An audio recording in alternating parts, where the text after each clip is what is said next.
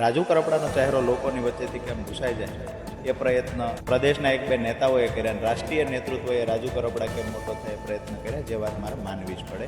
આજે મેં પાર્ટી છોડી દીધી છે. પાર્ટી વિશે ખરાબ બોલવું એ મને નથી લાગતું મારા માટે શોભનીય છે, પરંતુ ગઈકાલથી જે પાર્ટીએ ચાલુ કરાયું છે કે રાજુ કરપડાએ દગો દીધો, રાજુ કરપડાએ દગો દીધો. 5 વર્ષ આમ આદમી પાર્ટી સાથે રહીને રાજુ કરપડા ખેડૂતોમાં આમ આદમી પાર્ટીને લઈ ગયો તો રાજુ કરપડા સારો હતો. આજે આમ આદમી પાર્ટી છોડીને હું ખેડૂતો માટે જે પહેલા કામ કરતો એ મુજબ કામ કરવાનું કહું છું તો રાજુ કરપડા દગાખોર થઈ ગયો. આપના માધ્યમથી આમ આદમી પાર્ટીના નેતાઓને કહીએ છીએ કે દગાખોરીનું અને વફાદારીનું સર્ટિફિકેટ મહેરબાની કરીને ન વેચશો. હું મૂંગો રહીશ એમાં જ બધું સારું છે.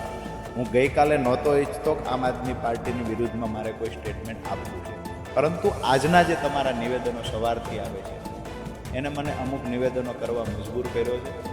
હું આવનાર સમયમાં જે મેં બોલ્યો છું એ સાચું બોલ્યો છું, જે અનુભવ્યું છે એ બોલ્યો છું. આવનાર સમયમાં ઈસુદાનના પૂતળા દહન સુધીના કાર્યક્રમ કોને કર્યા હતા ને એ મારે ન બોલવું પડે ને એ વિનંતી પાર્ટીના શીર્ષ નેતૃત્વ કરું છું.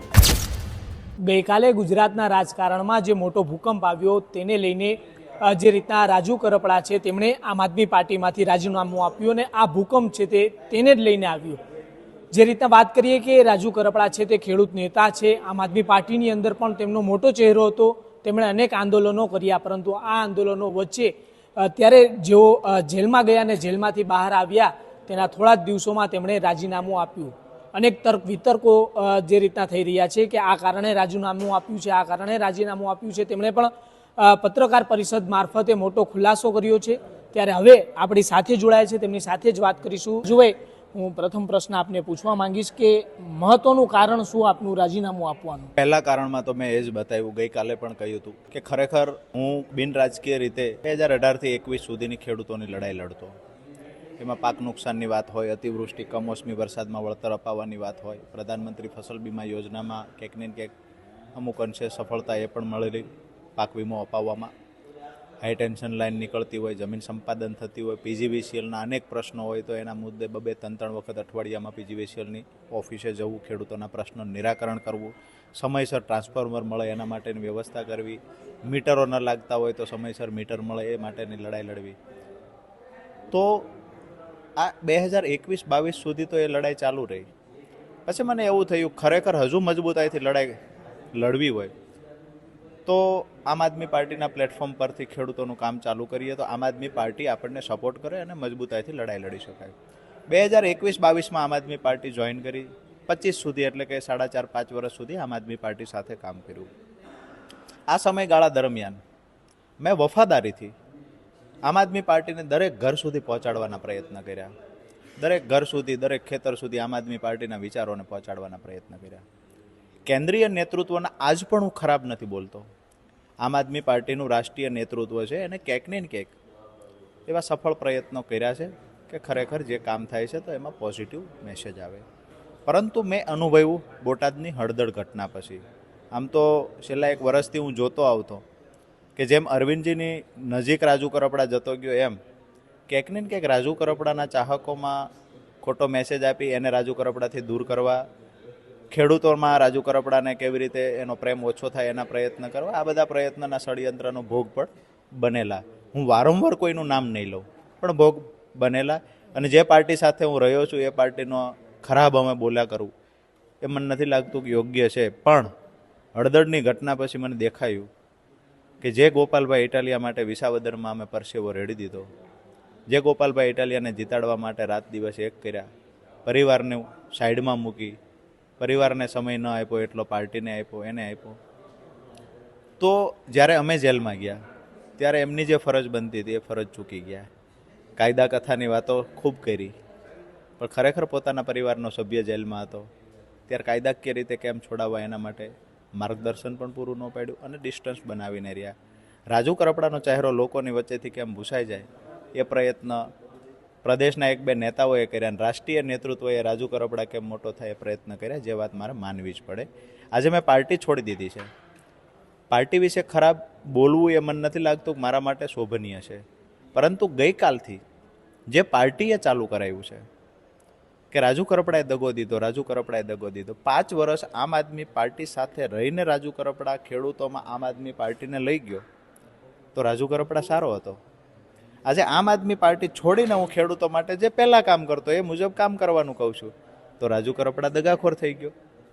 આપના માધ્યમથી આમ આદમી પાર્ટીના નેતાઓને કહીએ છીએ કે દગાખોરીનું અને વફાદારીનું સર્ટિફિકેટ મહેરબાની કરીને ન વેચશો. હું મૂંગો રહીશ એમાં જ બધું સારું છે. હું ગઈકાલે નહોતો ઈચ્છતો કે આમ આદમી પાર્ટીની વિરુદ્ધમાં મારે કોઈ સ્ટેટમેન્ટ આપવું છે, પરંતુ આજના જે તમારા નિવેદનો સવારથી આવે છે એને મને અમુક નિવેદનો કરવા મજબૂર કર્યો છે. હું આવનાર સમયમાં જે મેં બોલ્યો છું એ સાચું બોલ્યો છું, જે અનુભવ્યું છે એ બોલ્યો છું.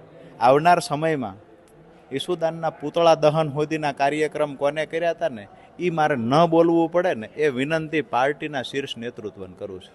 મતલબ ક્યાંક જૂથવાદ છે ને આ જૂથવાદ જ આમ આદમી પાર્ટીને ક્યાંક કહીએ કે નબળી પાડી રહી છે. જરૂર પડશે તો મેં એવું કીધું કે હું જે પાર્ટીમાં હતો એના વિશે ખરાબ બોલું. આજ પણ મને દુઃખ થાય છે. આમ આદમી પાર્ટી મેં છોડી છે, રાજીનામું આપ્યું છે ત્યારે ઈશ્વરની સાક્ષીએ કહીએ છીએ કે આંખો ભીની થઈ છે. 5 વર્ષ મેં ભોગ આપ્યો છે, ખૂબ મહેનત કરી છે, ત્યારે પાર્ટી આટલે પહોંચી છે. આજે એ પાર્ટીને મેં છોડી છે તો પરિવારને છોડ્યો હોય ને એ અનુભવ થયો છે. પણ પરિવારમાં 1-2 માણસ જ્યારે આપણને ખતમ કરવાના પ્રયત્ન કરતા હોય તો સ્વાભાવિક છે કે એની ફરિયાદો વારંવાર કરવા કરતાં એ જગ્યા છોડી અને આપણે બીજી જગ્યાએ જતું રહેવું એટલે પડે કે ખેડૂતો રાજુ કરપડાને ભરોસે હતા, રાજુ કરપડા પાર્ટીના ભરોસે હતો. હવે જ્યારે પાર્ટી તરફથી જ રાજુ કરપડાનો ભરોસો તોડવાની કોશિશ થાય તો હું ખેડૂતોને કયા માટે ભરોસો ટકાવી શકવાનો? તો એના કરતાં તો બેસ્ટ એ છે કે મારામાં હેસિયત છે, મારામાં તાકાત છે એટલું બિન રાજકીય લડાઈ લડું. કમસે કમ ખેડૂતોનો ભરોસો તો મારી સાથે ટકેલો રહેશે.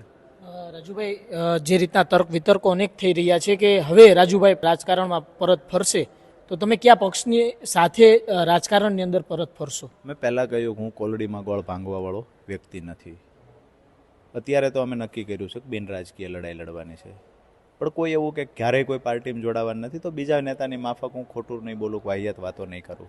કારણ કે મારી 35 વર્ષની ઉંમર છે. આવનાર 5 વર્ષ 10 વર્ષ પછી મને કોઈ નિર્ણય લેવાનું મન થાય અને મેં કોઈ ખેડૂતો માટે સારું કામ કરતા કોઈ દેખાય, કોઈ પણ પાર્ટીની સરકાર હોય અને એની સાથે હું જોડાવ તો એનો મતલબ એવો નથી કે રાજુ કરપડા એ દિવસે કીધું હતું ક્યાંય નહીં જોડાવ તો હું ક્યાંય નહીં જોડાવ એ વાત નથી બોલતો. પણ કયા સમયે જોડાઈશ એ મને ખબર નથી, આ વાત હકીકત છે. કેટલા વર્ષે જોડાઈશ એ ખબર નથી, કેટલા દિવસોએ જોડાઈશ એ ખબર નથી. વાસ્તવિકતા એ છે કે આજે મેં નક્કી કર્યું છે કે બિન રાજકીય અમારા ખેડૂતો માટે કામ કરીશ. હજી આવનાર દિવસોમાં ખેડૂત પંચાયત પણ કરીશું. આવનાર દિવસોમાં જે હાઈ ટેન્શન લાઇનના પ્રશ્નો, હું જેલમાં હતો અને ઘણા બધા વિસ્તારોના પ્રશ્નો છે એ મુદ્દે પણ હજુ લડીશું. ઘણા કામ કરવાના છે. પાર્ટીની વાત પછીની છે. રાજુભાઈ, અંતિમ સવાલ આપને કે જે રીતના આપે રાજીનામું આપ્યું તે જ કારણોસર અગાઉ પણ ઘણા જે રીતના કહીએ કે રાજ્ય નેતૃત્વ કરતા નેતાઓએ રાજીનામું આપ્યું હતું, આ જ કારણે આપ્યું હતું તેમણે રાજીનામું? એ લોકોએ આ જ કારણ બતાવ્યું કે નથી બતાવ્યું એ મને નથી ખબર. મને એટલી ખબર છે કે અરવિંદજીની નજીક જેટલા લોકો ગયા છે એમાં સંખ્યાનો વધારો થયો છે તો એ સમય પૂરતો થયો છે ને પછી હતી એટલી સંખ્યા થઈ જાય છે. જી, ચોક્કસથી જે રીતના મહત્વનું નિવેદન રાજુ કરપડા જે આપણી સાથે જોડાયા હતા તેમના દ્વારા આપવામાં આવ્યું કે જે પણ નેતા અરવિંદ કેજરીવાલજીની નજીકમાં જતા હોય છે આવા તમામ નેતાઓનું પત્તું છે તે કાપી મૂકવામાં આવે છે. ને જે રીતના હજુ પણ આગામી દિવસોમાં રાજુ કરપડા જે રીતના કહ્યું કે હું કોઈ પક્ષ સાથે નહીં જોડાવું તેવું નિવેદન નથી આપતો, પરંતુ આગામી દિવસોમાં તેઓ પણ ફરી વખત ધડાકો કરી શકે છે અને કોઈ પક્ષ સાથે જોડાઈ શકે તેવી શક્યતાઓ પૂરી સેવાઈ રહી છે. કેમેરા પર્સન સંજય કાલાવડિયા સાથે સાહિલ સપ્પા, અવર રાજકોટ.